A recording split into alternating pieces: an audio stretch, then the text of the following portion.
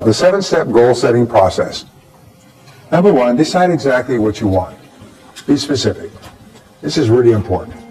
Decide exactly what you want and be specific. It has to be so clear a child could understand it. Second of all, write it down and make it measurable. A goal that is not in writing is not a goal at all. In fact, if you were just to do number 1, number 2, and number 3, set a deadline and set sub-deadlines if necessary. Basic rule is that there are no unrealistic goals, there are merely unrealistic timelines, unrealistic deadlines. So if you set a goal and you don't achieve it by the deadline, what do? Set another deadline. Just move it back. Obviously, you misjudged. Remember, it's just a guesstimate of when you can achieve the goal. However, with a deadline, half the time you'll achieve it before the deadline. Always when I write down a goal, which I do every day, I say I achieved this goal by this date. So in other words, it's achieved anywhere between now and then. I don't say at the date, but by this date or before this date. But by is my favorite word. I achieve it by June 30th, 2011. I achieve it by December 31st, 2011. Achieve this goal by. Now if all you did was this, decide what you want, write it down, and set a deadline, it would change your life forever. I've had people who just could staggered at the difference it made in their lives to write these goals down and just set a deadline on them. But that's not enough. Number 4 is determine the obstacles that you'll have to overcome to achieve the goal. Remember, the question that we ask is, why aren't you already at the goal? If you want to earn twice as much, why aren't you already earning twice as much? What's the reason? What's holding you back? What's the constraint or the obstacle that's stopping you? Now, in 80% of cases, the 80-20 rule applies here. In 80% of cases, the obstacles between you and your goals are inside you. They're internal. They're not on the outside. So the mark of the superior person when they have a problem is they always say, what is it in me that's holding me back? What is it in me that's holding me back? Is it a lack of discipline, lack of time management, lack of a skill, lack of the ability to perform a particular area? What is it in me that's holding me back? And when you start with yourself, 80% of the time you'll see, well, this is my great problem. I have a book called Eat That Frog, which goes 21 great ways to stop procrastinating and get things done faster. It's based on 30 years of research into time management condensed into a little book. How many people have read that book? It's a good book. It's a life. It transforms people's lives because the number one obstacle in many cases is procrastination, and it shows you how to develop the habit of getting on with it and starting your most important task and just getting it done. And when you get into the habit of determining your most important task and then just doing it, your whole life explodes. Because after that, you start to get everything done. And you start to get more and more done. And not only that, you feel happy. Because as you do important tasks, you feel happy, your self-esteem goes up, you have more energy, your self-confidence goes up, you're motivated to do more things. So one little problem, procrastinating. People say, well, it's procrastination is what holds me back. It's taking the first step. Well, if you can overcome that, which is a learnable skill, you learn to procrastinate, by the way, by default. So what you do is you say, well, I'm going to overcome procrastination.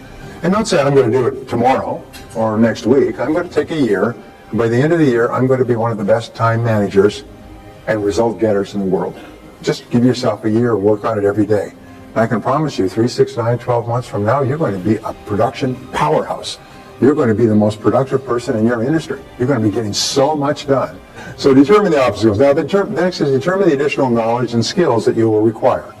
And remember, to achieve a goal that you've never achieved before, you will have to develop skills that you've never had before. You'll have to do things that you've never done before. So what are they? And here's the great breakthrough thought that changed my life at the age of 23, is that all business skills are learnable. You can learn any skill you need to learn, whether it's prospecting, presenting, closing, hiring, borrowing money, building businesses, marketing. You can learn any skill you need to learn. They're all just learnable skills. They're just laying there. But the point is that you can learn this stuff. Number 6, determine the people whose help and cooperation you will require. Who are they? Whose help and cooperation you will require. And then assemble all these details into a plan, organize the plan, and get started. Now, a plan is merely a list. It's a list of everything that you could think of that you could possibly do to achieve the goal.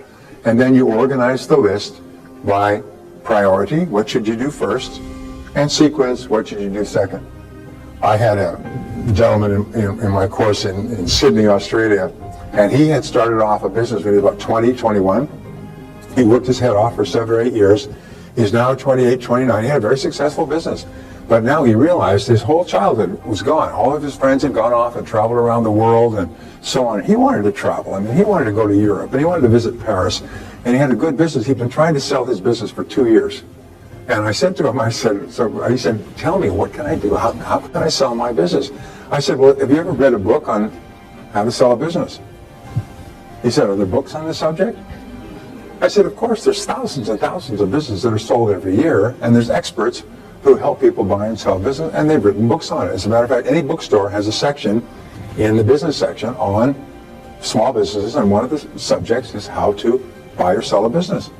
The difference between successful, happy people and unsuccessful, unhappy people is successful, happy people have clear values. They know what's important to them, and they know what's important to them in order.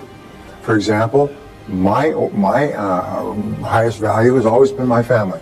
No matter how hard I work, I never have budged from that. My family always takes precedence over everything else. There's never even a question. No finance, no work, no travel, no anything else. And when you're absolutely clear about what your values are and in order, then it's easy to make decisions, because that's what's right or wrong for you. And each person can have their own values as long as they are your true values. Now, how do you tell what your true values are? We could spend a whole afternoon on this, but what do we tell who are true values? Well, how do we tell our true values? Well, the answer is only by what you do under pressure. You can always tell what your values truly are by what you do under pressure. When you have to make a choice between one or another, you always choose what is most valuable to you. You always choose what is most important to you. So you can think about, when I was under pressure, what did I do? Did I stay at the office all night and miss my child's graduation or football game or recital? Well, then what I proved to myself under pressure was that my job is more important than my family.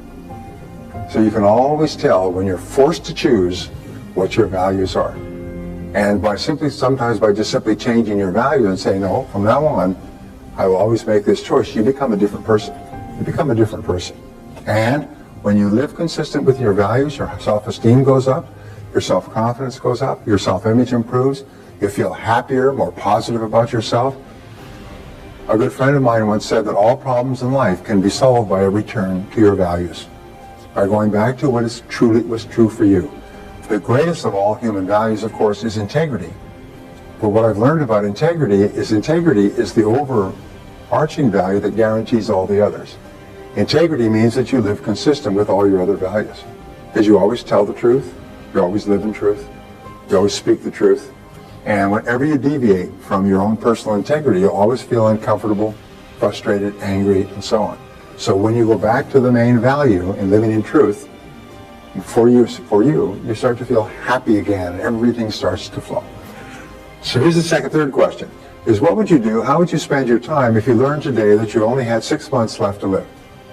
Imagine the doctor came to you with a final assessment and said, you're going to enjoy fabulous health for 180 days, and on the 181st day, because of a terminal illness, you'll drop stone dead.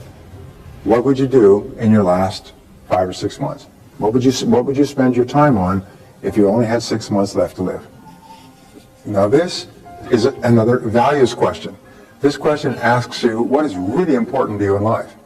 And you know, the old joke is nobody in answering that question would write down, I'd like to spend more time at the office. When you answer this question, there's not a single material goal that appears. No money, no cars, no homes, nothing. When you write the answer to this question, they all have to do with your relationships and with your spiritual development. They have to do with the people that you care about and care about the most. And so it's really important that you be clear that if you only had 6 months to live, what would you do? And I ask these questions of myself all the time, and then I just make sure that I'm living my life in harmony with what my answers are. I'm not going to take a chance of a plane flying into a mountain and saying, darn, I wish I'd known this was going to happen so I could have spent my time differently. So it's really important. And then integrity requires that you live consistent with what you would do if you only had 6 months left to live. And this brings us to question number 4. is imagine you won $20 million tax-free, and at the same time you found that you only had 10 years left to live. This is a great question that comes from Stanford University, by the way, is what would you change or do differently for your last 10 years? Let's say you had to work at something. You couldn't just go and sit and loll around. You had to be busy at something. How would you spend your last 10 years? If you had $20 million, go ahead, write the first three things you can think of. Now here's the point. Is this question simply asked is what would you do if you had no fear of failure at all? If you had all the money you needed, so you had no fear of failure at all, you could do anything you want. Many people will write down, I quit my job so fast they wouldn't even see me leaving. I mean, and what that means is that you're in the wrong job. If you would quit your current job if you had enough money, which many people would do, it means that you're actually wasting your life. As you're actually stuck in there, and you're probably stuck in there because you don't have enough financial reserves. And so you're caught in a bind, if you know, you're caught in a vice, doing something you dislike because you can't afford to leave it. So when you ask this question, it'll tell you what you really should be doing with your life. You'd start a business, you'd run for public office, you would travel, you'd do things for your family. What would you do if you had $20 million? And that will tell you what you would do if you had no fear of failure at all. It's a great question to ask. And whatever you would do as an answer to this is possible for you. It may not be possible tomorrow, but it's possible for you sooner or later. So what you do is you say, well, this is what I would really like to do. If I had all the money I needed, this is what I'd like to do. Now, how can you begin adjusting your life so you do that? People often say, well, I want to start my own business, so I wouldn't have to be answerable to anybody. But I don't have enough money. Well, nobody has any money. There's 1,001 businesses you can start for less than $100. There's a book on the book stands. Go and buy the book. 1,001 businesses you can start for less than $100. You start a business out of your home with a computer. You can start it with going to scrap meets. You can start it with services. You can start it with what you cannot imagine. So don't say I don't have any money. If you don't have $100, well, okay. So number 5, what have you always wanted to do but been afraid to attempt? What have you always wanted to do but been afraid to attempt? You've admired other people who've done it. You looked up to other people who've done it. You wished you could do that sort of a thing. Bungee jumping, deep sea diving, starting a business, running for office, writing a book, getting it published, becoming a public speaker, becoming a singer. What have you always wanted to do but been afraid to try it?